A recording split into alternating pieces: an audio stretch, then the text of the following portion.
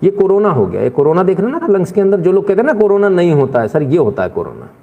یہ 3D CT دیکھ رہے ہیں آپ, ٹھیک ہے, یہ کورونا ہے. جو آپ دیکھ رہے ہیں یہ جالے جیسا, یہ ٹھیک ہے نا, یہ کورونا ہے. ٹھیک ہے, سمجھ میں آ گیا کورونا.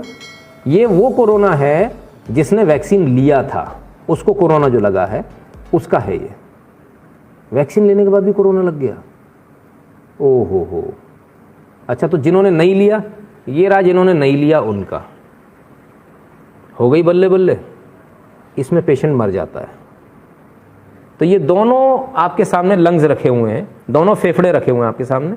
ٹھیک ہے, ویکسین لگنے کے بعد کورونا ہونے والا پھیپھڑا اور بنا ویکسین کے کورونا ہونے والا پھیپھڑا دونوں ہیں. آپ نے ڈیسائیڈ کرنا آپ کس طرف جانا چاہتے ہو بھائی.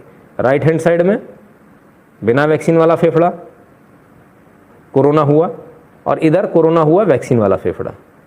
سمجھ میں آ گیا؟ مزہ آیا کہ نہیں آیا دیکھ کر؟ آنند آیا؟